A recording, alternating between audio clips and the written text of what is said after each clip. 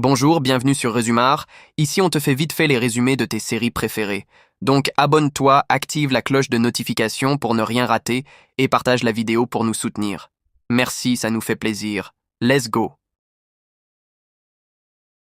Teddy est dans son bureau, écoutant un discours du président Reagan sur la confrontation au Nicaragua. Il fait ses négociations avec d'autres partenaires. Franklin lui va chez Avi pour acheter de nouveaux produits. Léon, Kevin, Jérôme et la femme de Jérôme préparent le produit. L'entreprise de Franklin, bien structurée, distribue les cailloux de poudre qui sont emballés dans des petits sachets hermétiques. La distribution est diversifiée. Boîtes de céréales pour passer inaperçues, vente via un camion de glace pour couvrir les transactions, planques dans des appartements sécurisés. Franklin s'occupe aussi de mettre de l'argent de côté dans une cachette. Il ne veut pas seulement vivre au jour le jour. Il pense déjà à agrandir le business et à survivre en cas de coup dur. Lucia et Gustavo continuent d'exploiter leur réseau de la poudre blanche. Franklin et toute son équipe font une petite fête. Jérôme qui dérange les petits pendant leur passe-temps. Lucia et Gustavo discutent de leur situation. De son côté, Teddy reçoit un appel de son contact gouvernemental lui annonçant une mauvaise nouvelle. Le Congrès coupe les fonds pour l'opération de soutien au contrat. Cela veut dire que Teddy doit trouver un moyen illégal de financer la confrontation sans couverture officielle. Il accepte, mais il est conscient que s'il échoue,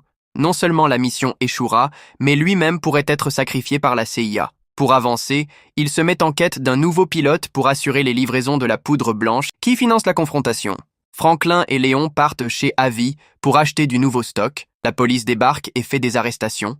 Léon est arrêté, Franklin s'est sauvé. Franklin cherche un moyen pour faire sortir Léon. Il va voir un mec pour la situation. Lucia veut asseoir leur domination, mais elle sent que la concurrence et les alliances fragiles peuvent tout faire basculer. Elle rencontre un nouveau partenaire, plus puissant et dangereux. Pour le convaincre de travailler avec eux, Lucia franchit une limite morale. Elle se montre manipulatrice et séductrice, prête à jouer avec la confiance et les désirs des autres. Gustavo, silencieux mais observateur, voit bien qu'elle prend des risques qui pourraient leur coûter cher. Elle a fini par s'évanouir après avoir testé son produit. Teddy va voir son frère Matt et lui explique la situation en lui demandant de l'aider provisoirement à transporter les cargaisons jusqu'à ce qu'il trouve un remplaçant. Matt demande pour combien de temps. Teddy lui dit 1 mois, 2 mois tout au plus. Teddy le supplie pour qu'il finisse par l'aider. L'équipe Franklin, Kevin et Jérôme, l'oncle de Franklin, vont à la rencontre de Léon lors de sa sortie de la tôle. Léon sort avec l'avocat que Franklin est parti voir. Ils se font des blagues et ils partent ensemble.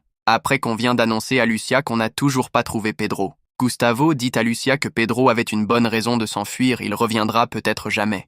Lucia explique à Gustavo que Pedro ne laissera pas passer ça parce qu'on a éliminé son père. Franklin va dans le club de Claudia où il la rencontre, il cause un peu autour du business. La maison de Jérôme, l'oncle de Franklin, où il faisait la fête, se fait cambrioler. Il se réveille et élimine les cambrioleurs. Franklin et la femme de son oncle restent à la maison. Le plan est d'aller les enterrer loin de la ville. Jérôme et Peaches s'en chargent.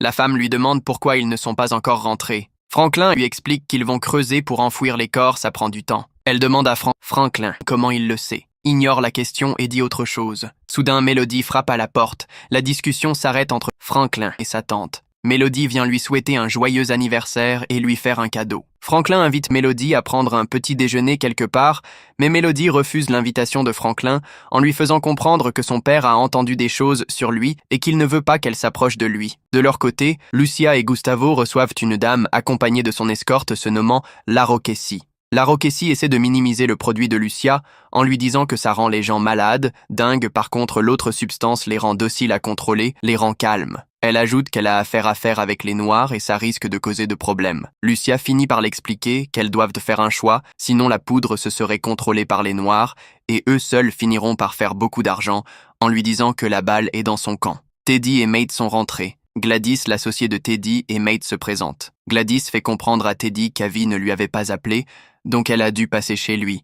Donc elle croit qu'il y a un problème, sûrement l'arrestation d'Avi. De son côté, Franklin et ses associés sont troublés par l'arrestation d'Avi. Ils se demandent comment ils vont faire, qui va leur fournir de la poudre blanche de manière dont Avi leur fournissait. Franklin, troublé, pense déjà à retourner à Oakland pour revoir Swim, le gars qui lui a appris à préparer les cailloux de poudre, pour se réapprovisionner et chercher même à voir son fournisseur, c'est son plan. Kevin et Léon valident le plan. Teddy et son frère essaient de faire leur plan. Franklin fait comprendre à sa tante que le fait qu'elle craque pour Claudia n'est pas bon pour les affaires. Elle insinue peut-être qu'elle s'approche d'elle pour pouvoir avoir la main sur le club.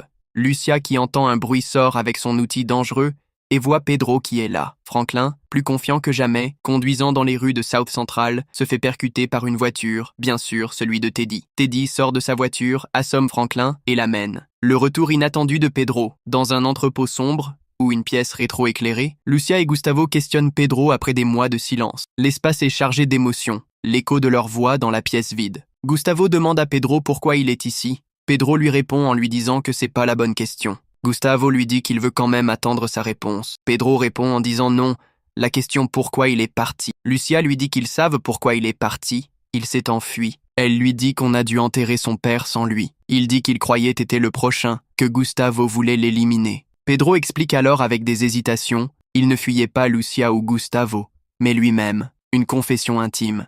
Il raconte comment il a sombré dans l'alcool à El Paso, dans un bar nommément appelé The Hole, le trou. L'ambiance change. Il reconstitue une mémoire brisée, parle de la serveuse qu'il a soutenue. Il met de l'espoir dans son récit. Lucia lui demande enfin il a retrouvé une femme. Pedro lui répond et on est sortis ensemble.